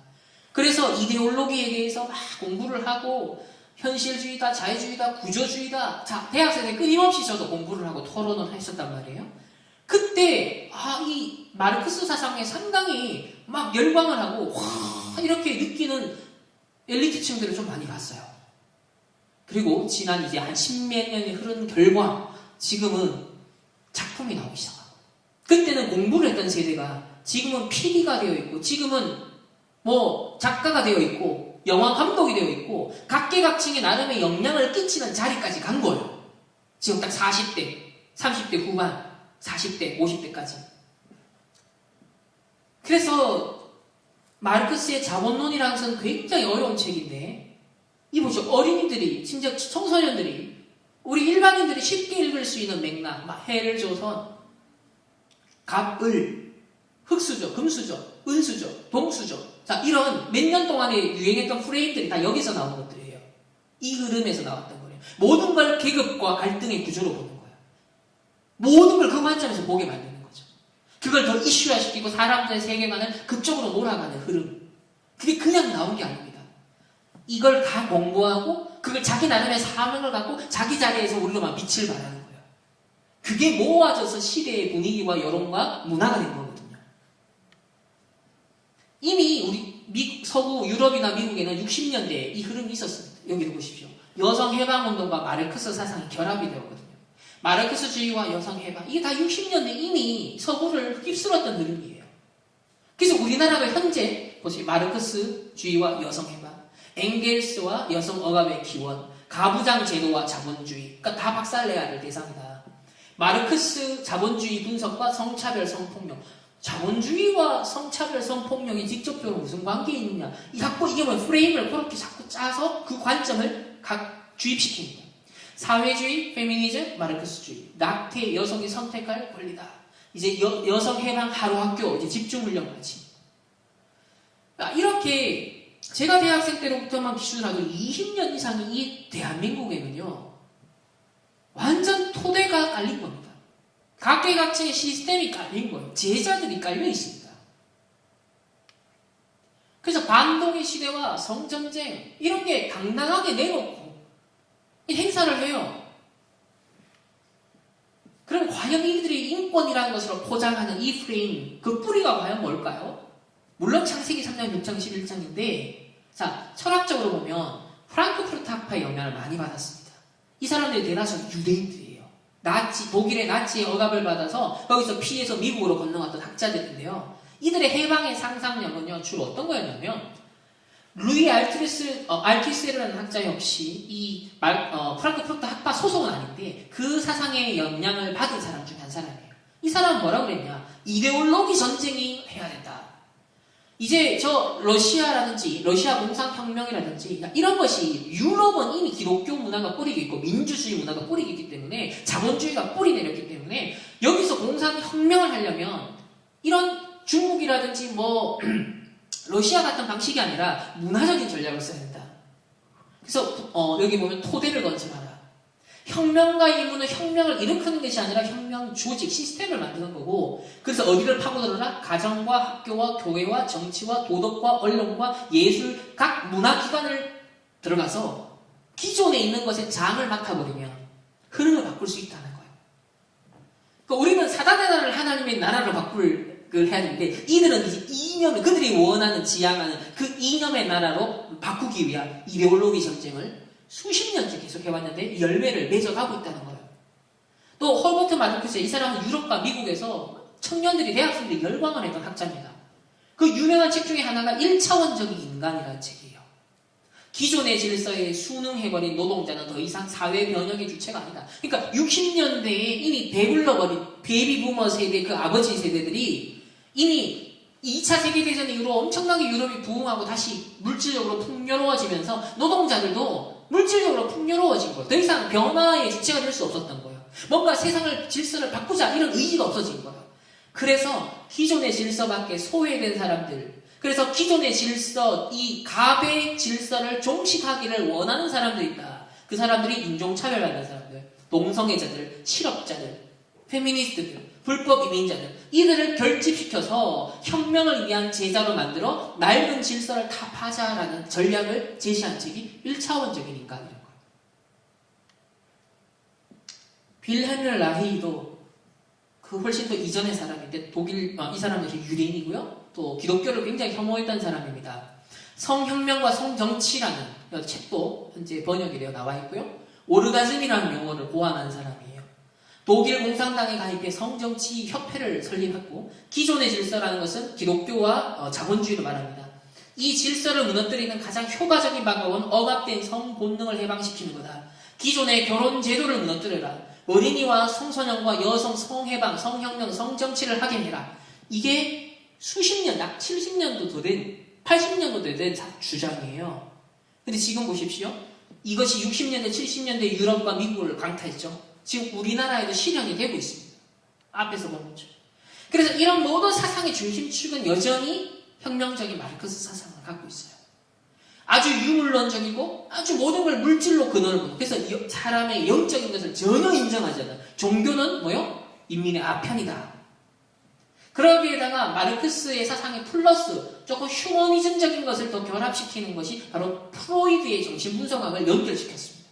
그래서 60년대, 70년대에 소위 신좌파라고 알려지는 이런 문화적 마르크스주의자들은 경제 영역에서만의 어떤 평등과 불평등의 문제, 어떤 억압의 문제를 말하지 않고 인간이 정신적으로, 근본적으로, 심리적으로 억압받고 있는 게 나중에 터져서 문제가 나니까 그걸 다 해방시켜줘야 된다. 이런 측면에서 아주 마르크스 사상과 결합이 되죠. 자유와 본능과 억압하는 모든 틀을 제거하라. 그래서 60년대 Let it be, 내 있는 대로 놔두라는 거예요. 비틀즈. 마약과 섹스 자유롭게도 놔두라. 그래서 Let it go가 나온 거예요. 엘사가. 옳은 것도 틀린 것도 규칙도 없어. 난 자유하면서 Let it go 했던 겁니다. 이를 위한 문화 혁명을 하자. 결국은 영적 문제가 뭔지 무지하고요. 또 결국 각 개개인이 상처가 통로가 되는 것이 결합이 되어서 이런 사상을 딱 만났을 때 제자가 되고 폭발을 하는 겁니다. 사실은 전도, 선교, 오직 복음으로만 치유될 수 있는 어떤 면에서는 전도, 선교의 대상자들이었던 거죠. 그래서 우리가 이런 어떤 사람들을, 이런 사상에 심취된 사람들을 혐오해서가 안 됩니다. 이 사람이 이런 어떤 사상이 급진적인 사상에 빠져들 수밖에 없었던 근본 배경과 상태가 뭐였을까? 이 배경에 있는 12가지 문제가 이 사람이 어떻게 작용했길래 이 사람은 이 사상에 빠져서 결국 이 길을 가고 있을까? 그러려면 치유하려면 우리는 어떻게 준비하고 도와주고 이해를 하고 수용하고 추월해야 될까? 그러려면 이제 영적 힘이 있어야겠죠. 또 학생인권 조례, 이런 것들이 결합이 되어서 조금 이제 순화시켜서 표현되어 있는 게 바로 학생인권 조례예요. 이런 게 뭐냐면 토대를 까는 작업이거든요. 인권을 두려워하는 것은 자기 자신의 주인 되는 것을 두려워하는 것이다. 첫 번째 페이지 표지에 명시가 되어 있습니다. 그러니까 뭐예요? 내 주인 되는 게 창세기 3장인데 그걸 인권이라고 말하고 있어요. 그런 가운데 현 우리 대통령 역시 인권 변호사 출신이다 보니까 출범하자마자 인권위원회를 위상을 강화시킵니다. 그러면서 뭡니까? 각 기관장들, 국가 기관장들 평가에 인권위원회 권고의 수용률을 반영하겠다. 그러니까 국가인권위원회 말 잘 들어야 된다. 그 말이란 거예요. 근데 이 인권위원회에 들어간 사람들 대다수가 과거에 이런 노동운동, 그러면서 이런 마르크스 사상을 아주 공부한 엘리트들이 많이 들어가 있습니다. 그러니까 앞에서 봤던 이런 사상의 하나의 진지전을 펼치는 시스템으로서 이 국가인권위원회가 기능을 하고 있죠. 그래서 저는 하나의 소망이 우리 랩런트 중에 정말 제대로 준비돼서 정말 오바다같이 이 인권위원회 현장에 우리 랩런트 제자로서 정말 들어가줘야 된다. 그러려면 진짜 힘이 있어야 되거든요. 이젠 기독교도 그냥 안 있습니다. 복음의 본질을 놓쳐버리니까 이 세상의 흐름, 사상의 흐름, 이념의 흐름을 따라서 기독교도 변질이 돼요. 현실 참여, 사회 참여, 말은 좋은데 복음의 본질을 놓쳐버린 타협하는 참여가 된 거죠. 그래서 퀴어 신학. 성경도 퀴어스럽게 읽고 신학도 퀴어스럽게 하여 세계관 전쟁이 지금 벌어지고 있는 겁니다. 그래서 해방신학, 민중신학, 여성신학, 퀴어신학, 탈식민주의 신학. 사실 신학이 아니에요, 여기는. 그냥 인학이죠, 인학. 신학이라고 붙이면 안 돼요. 여기는 신이 없습니다. 하나님 중심 아니에요. 인간의 상황, 인간의 그 어떤 문제, 그걸 가지고 막 파헤쳐서 성경 구절 몇 개 갖다 붙여가지고 합리화, 속는 겁니다. 한시대학 우리나라에서도 신학교라고 볼 수 없는 신학교인데 아주 그냥 이거는 뭐 거의 마르크스 사상 중심적으로 흐르고 있습니다. 퀴어, 신학과, 목회. 그런 이 연장선상에서 NCCK, WCC, 종교통합운동을 아주 찬성을 하고 적극적으로 우리나라에 도입하려고 하는 그 매개체로서 NCCK가 있는데 인권주간연합예배 때 전도자의 상을 줍니다. 누구에게? 아까 군인권센터 소장에게. 인권상, 우리가 유목상 전도자의 상 받은 거와 똑같은 거예요. 이들은 그게 전도예요. 인권 치료하는 것이 그들에게 전도라는 겁니다. 신학교의 세미나 포스터입니다. 거룩한 탈코르세, 이제 페미니즘, 청년 사역과 페미니즘, 정의의 숨결로 세상을 새롭게, 교회를 새롭게. 자, 이렇게 지금 세상뿐만 아니라 교회들마저도, 신학교, 차세대 영적 지도자들마저도 복음의 충분성, 복음은 전부고 모든 것이다라는 감이 안 나니까요. 다른 걸 자꾸 얘기해야 되고, 뭔가 세상을 떠나가는 가난한 성도, 교회를 떠나가는 가난한 성도들, 청년들이 교회를 떠난다. 그럼 이 청년들을 잡아두려면 청년들에게 뭔가 공감할 수 있는 이슈를 가지고 접근해야 돼. 이런 식으로 가는 거야, 지금. 그러니까 오직이 안 되면 전부 다 이렇게 됩니다. 그리고 소위 복음주의를 지향한다라고 하면서 여러 가지 어떤 신학 또 학술적인 활동을 했던 청어람 아카데미라는 게 있습니다. 이 청어람 아카데미는 양희송 씨가 세웠는데요. 목사님이죠. 교수도 했고 이 광우병 때 막 스타가 돼가지고 청어람 아카데미가 힘이 실리고 이렇게 지금 시작이 되고 진행되고 있습니다. 여기도 보십시오. 페미니즘과 기독교의 맥락들, 페미니즘 책 읽기부터 퀴어 아포칼립스, 억압과 차별에 저항하자, 동성애 신앙, 한국 개신교의 선택, 이런 이슈들을 가지고서 신학적으로 이렇게 뭔가 논의를 하고 또 일반 사상가들, 일반 정치인들 초대해가지고 막 강연을 하고 그럽니다. 근데 참 아이러니하죠. 창세기 3장의 인간은 어쩔 수가 없는 것이 이 사람이 오랫동안 불륜을 저질러 오는 게 걸린 거예요, 작년에. 자기는 깨끗한 척, 정의로운 척, 온갖 정말 얘기를 다 했거든요.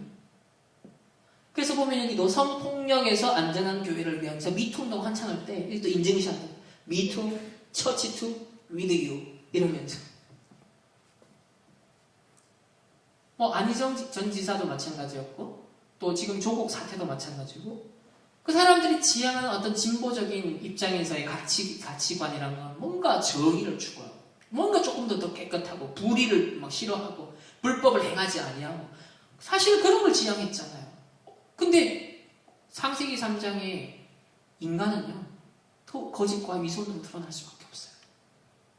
심지어는 이제는 사회 변형운동으로서 기독교 사회주의를 주장하기도 하고요. 또 유명했던 우리나라의 통역단 사건, 결국 이제 간첩활동이죠.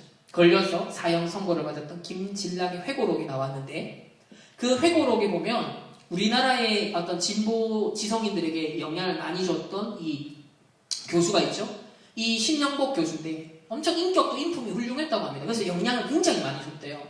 근데 이 김진락이 신영복을 포석을 했는데 이 신영복이 그 당시에 기독교 단체인 CCC의 사회주의 혁명 추종자들을 조직원으로 침투시킨 정황이 김진락의 회고록에서 나타납니다. 제가 그래서 이게 진짜인가 싶어서 이 책까지 직접 샀어요. 어느 지식인의 죽음, 김진락의 옥중수기인데 직접 인용한 겁니다. 신영복은 나를 만나기 전부터 CCC 내에서 경제복지회와 서울 상과대학 내의 경우에 관련이 있었고 구성원의 대개가 이화여대의 여학생들로 이루어진 서클이었다. 그 지도하고 있었다. 가급적이면 기존 서클의 당원들을 침투시킨다라는 지하당 조직 방법은 아까 전에 이데올로기 전쟁에서 그죠? 기존에 있는 가정과 교회와 여러 가지 문화기관들을 활용해서 흐름을 바꿔라. 이데올로기 전쟁 전략이거든요. 똑같습니다. 그래서 신영복에 있어서는 이미 CCC에도 들어가 있고 이화여대 여학생들 서클도 갖고 있고 서울 상과대학 경우에도 하고 있고 그 장악하는 건 손바닥 뒤집기와 같다라는 거예요. 그래서 실제로 이 신영복 교수가 이제 공산주의 거기에 포섭이 되어지고 자기는 끝까지 사실 진짜 전향하지 않고 나중에 20년 감옥 생활하고 나왔는데 전향했다라고 했지만 사실 나중에 인터뷰를 통해서 말 바꾸기로 했죠. 자기는 진짜 양심에 따라서 전향하지 않았더라고.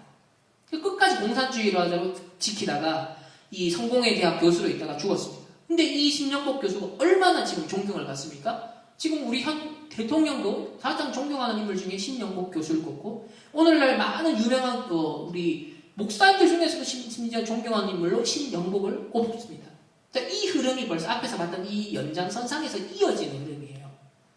그래서요, 아무리 정치적, 도덕적, 뭔가 공의, 정의 하면 얘기해도요, 그 올바름이 보면 만물보다 거짓되고 신이 부패한 것은 사람의 마음이다 그랬습니다. 모든 사람이 죄를 범하였으면 하나님의 영광을 이루지 못한다고 그랬습니다.